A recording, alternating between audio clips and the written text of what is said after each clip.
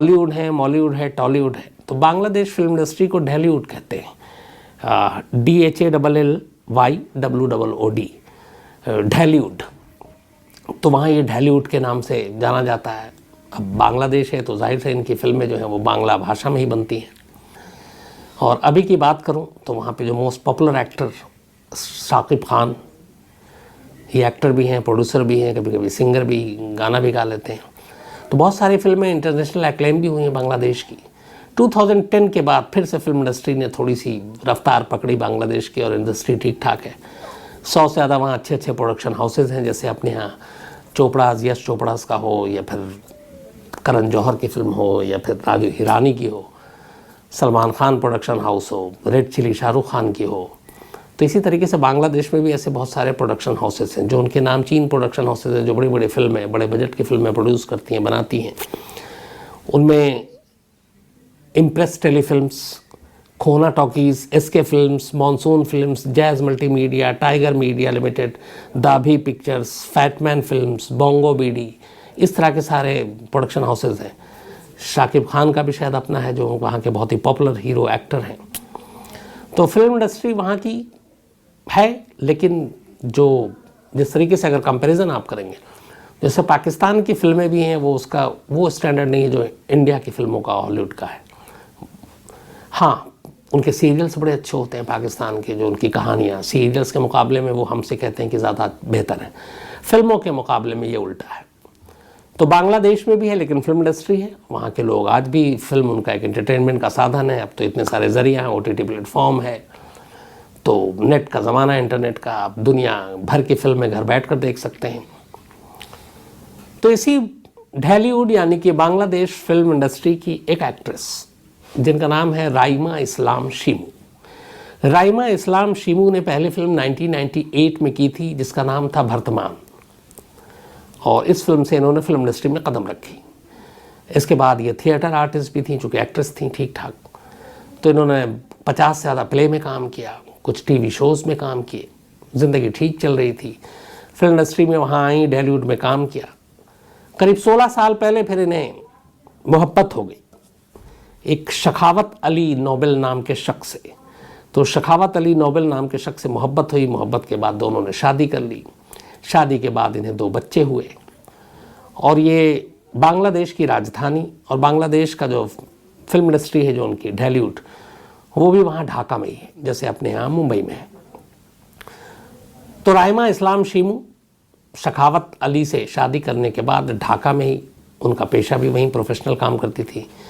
Green road एक इलाका है जहाँ पे वो रहती थी अपने 2 बच्चों और शौहर के साथ। काम वाम चल रहा था, सब कुछ ठीक ठाक था।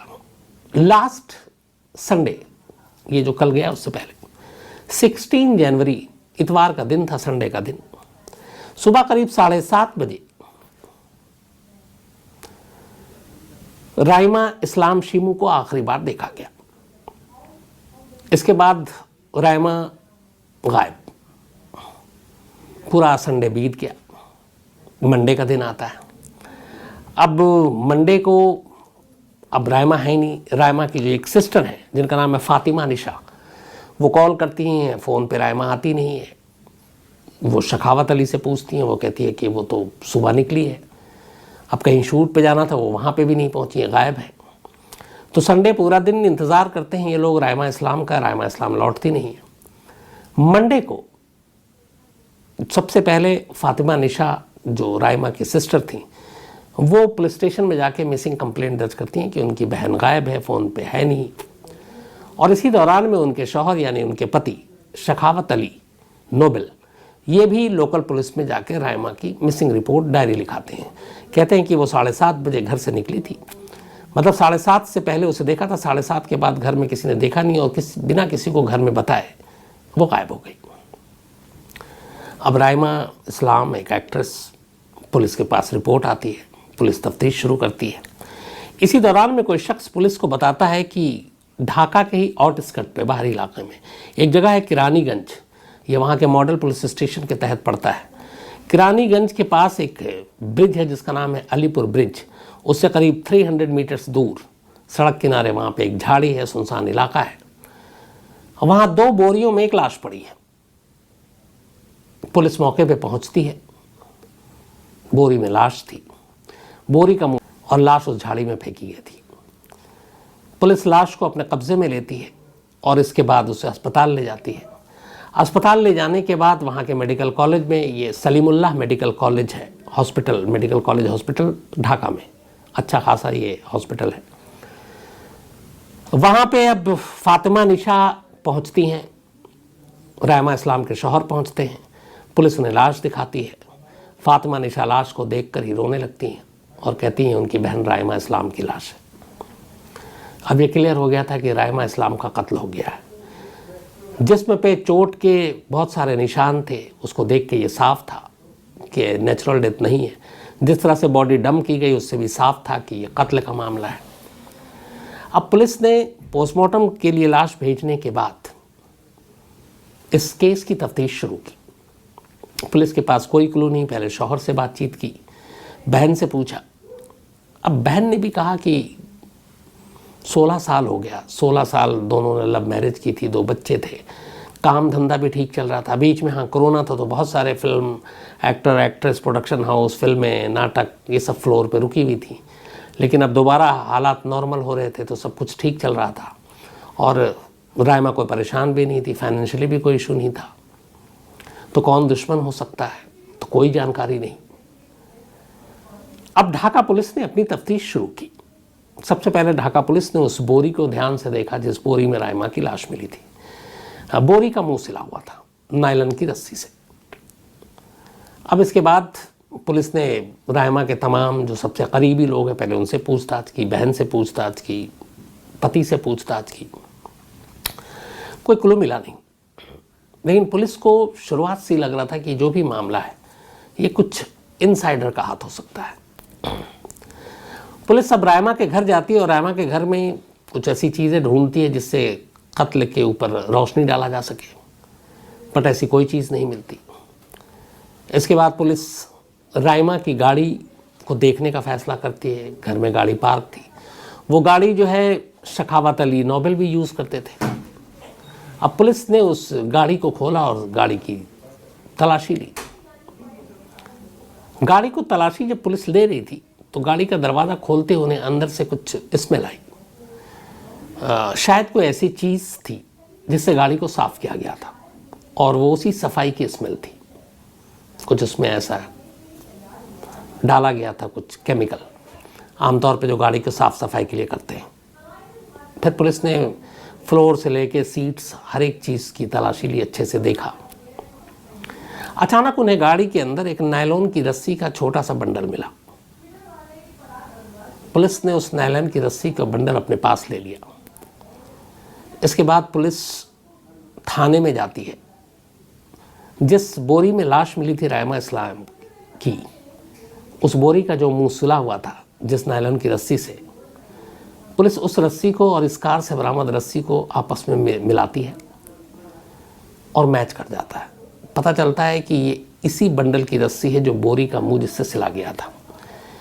यानी ये साफ हो गया था कि जिस शख्स ने भी ये रस्सी या बोरी या लाश फेंकी है वहाँ पे और बांधी है, उसका इस कार से ताल्लुक़ है।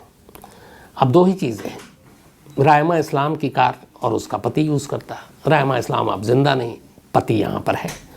अब पुलिस ने कहा कि इस गाड़ी की अचानक की सफाई, क्योंकि संडे को वो गायब हुई, मंडे की मिसिंग रिपोर्ट आई, मंडे की रात को करीब लाश मिली, ट्यूसडे की सुबह पुलिस घर पहुंची, तफ्तीश की, गाड़ी की तलाशी ली और ये सारी चीज़ें, गाड़ी की धुलाई भी हो गई, सफाई भी हो गई, नायलॉन की रस्सी भी मिली। तो अब इसका मतलब है कि कुछ मामला गड़बड़ था।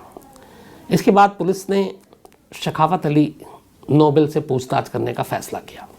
इधर बांग्लादेश की मीडिया में रायमा इस्लाम की कत्ल की बॉडी मिलने की खबर अब फ्रंट पेज पे थी, तो हर तरफ इसकी चर्चा होने लगी। पुलिस ने रायमा के पति शौहर शखावत अली नोबेल को उठाया और पूछताछ की। शुरुआत में वो इधर उधर पुलिस को गुमराह करता रहा, लेकिन फिर पुलिस के आगे टूट गया क्योंकि गाड़ी से बड़ा जिंदा सबूत मिला था। उस नायलॉन की रस्सी का बोरी का मुंह सिलना और उसी रस्सी का एक हिस्सा गाड़ी के अंदर बरामद होना, ये साबित कर रहा था कि काम एक ही शख्स का है। आखिरकार सखावत अली टूट गया और उसने कहानी सुनाई। उसने कहा कि संडे 16 जनवरी की सुबह करीब 7:30 बजे उसकी लड़ाई हुई राइमा इस्लाम उसकी बीवी से। इसके बाद उसने उसका गला घोटा। गला घोटने के बाद जब उसे लगा कि राइमा मर गई, फिर उसे लगा कि अब क्या करे। फिर उसने अपने एक दोस्त अब्दुल्ला फरहाद को फ़ोन किया। अब्दुल्ला फरहाद को उसने अपने घर बुलाया, ग्रीन रोड ढाका में। अब्दुल्ला फरहाद आया, उसने उसे सारी कहानी बता दी। इसके बाद कहा कि अब इस लाश को ठिकाने लगाने में मेरी मदद करो। अब लाश घर के अंदर है, घर में मुलाजिम भी है, गार्ड भी है, कैसे ले जाएं? तो सबसे पहले घर के मुलाजिम को बाहर भेजा गया, गार्ड को सुबह का नाश्ता लाने के लिए, फिर क्योंकि ये सुबह ही कत्ल हुआ 7:30 के आसपास, तो उसे नाश्ता लेने के लिए थोड़ा दूर भेज दिया। इसके बाद लाश को बोरी में डाली, बोरी का मुंह रस्सी से सिला, नायलन की, और उस गार्ड के आने से पहले लाश को गाड़ी में डाल दी। गाड़ी में डालने के बाद सखावत और उसका दोस्त अब्दुल्ला फरहाद, ये दोनों वहाँ से निकलते हैं। लाश को ले जाकर इन्हें मीरपुर के आसपास डंप करना था, लेकिन दिन का वक्त था, डर भी था, दिल में चोर भी था, कहीं कोई पकड़ ले, कोई तलाशी ले, बोरी में से लाश न मिल जाए। तो ये लोग घूम फिर कर वापस आ गए, इन्हें मौका नहीं मिला लाश को फेंकने का। ये वापस उसी ग्रीन रोड के घर पर आ जाते हैं, लाश को गाड़ी में ही रखकर। इसके बाद रात होने का इंतज़ार करते हैं। रात करीब 9 बजे के आसपास जब देखते हैं कि अब थोड़ी भीड़ कम है, लोग नहीं है, गाड़ी की डिक्की में अब भी लाश रखी हुई थी। दोनों, राइमा के पति और पति का दोस्त फरहाद, गाड़ी को चलाते हुए फिर निकलते हैं जगह की तलाश में, और आखिरकार ये पहुंचते हैं किरानीगंज, जो मॉडल थाना पुलिस स्टेशन के तहत आता है। और वहाँ अलीपुर ब्रिज से करीब 300 गज की दूरी पर सड़क किनारे इन्हें एक झाड़ी मिलती है। सन्नाटा था, मौका सही था, आसपास में कोई था नहीं। गाड़ी से लाश निकाली, बोरी को वहाँ फेंकी और फेंकने के बाद वापस घर लौट आए। ये सब कुछ करीब रात 9:30 के आसपास हुआ। सारी कहानी शक्तावत ने बता दी। इसके बाद शक्तावत को पुलिस ने अपनी हिरासत में रखा, फिर वहाँ के मजिस्ट्रेट के सामने पेश किया। वहाँ शक्तावत और उसके दोस्त दोनों का मजिस्ट्रेट के सामने बयान दर्ज हुआ, जिसमें शक्तावत ने अपना जुर्म कबूल किया और उसने बताया कि उसी ने कत्ल किया है। इसके बाद उसे ढाका जेल भेज दिया गया जुडिशल कस्टडी में। अब ये सारा केस तो खुल गया, कहानी सामने आ गई। एक सवाल बाकी अब भी कि आखिर एक एक्ट्रेस का कत्ल, जिससे 16 साल पहले उसने लव मैरिज की, जिसके साथ 2 बच्चे हुए, क्यों मारा? तो इसकी कहानी जो अब तक आई है वो ये है, जो बांग्लादेश की पुलिस की वेबसाइट पर भी है, कि एक घरेलू झगड़े का मामला था। पति पत्नी में बन नहीं रहा था, अक्सर लड़ाई होती थी। शक्तावत को बहुत सारी चीज़ों पे राइमा को लेकर इतराज़ था, और दूसरी तरफ राइमा को भी शक्तावत को लेकर एतराज़ था, क्योंकि वो कोई काम धंधा करता नहीं था और एक तरह से वो अपनी बीवी के ही कमाई पर पल रहा था। तो इसको लेके अक्सर झगड़ा होता था। एक बार फिर जब ये सारी कहानी आई, तब राइमा की बहन फातिमा निशा ने फिर पुलिस को बताया कि राइमा बीच में बहुत परेशान थी अपने शौहर को लेकर। हालांकि इसी दौरान में जब पुलिस की इन्वेस्टिगेशन चल रही थी, तो फिर एक और आया कि ढालीवुड यानी कि बांग्लादेश फिल्म इंडस्ट्री के एक बड़े एक्टर का भी इसमें रोल है, लेकिन अभी तक कोई रोल आया नहीं है सामने। अभी तक ढाका पुलिस के मुताबिक इसमें सिर्फ 2 लोग इन्वॉल्व हैं, राइमा का हस्बैंड और उसके हस्बैंड का दोस्त। तो ये दोनों अभी जेल में हैं। और जो मोटिव है इस कत्ल का, जो फिलहाल अब तक की जानकारी सामने आई है, वो ये है कि ये एक घरेलू झगड़े का मामला था, और उस घरेलू झगड़े की वजह से राइमा का कत्ल उसके अपने ही शौहर ने किया। तो ये थी कहानी राइमा इस्लाम शीमू की, बांग्लादेश की एक्ट्रेस की, जिनका कत्ल 16 जनवरी को हुआ। कत्ल के इल्ज़ाम में पति अंदर है।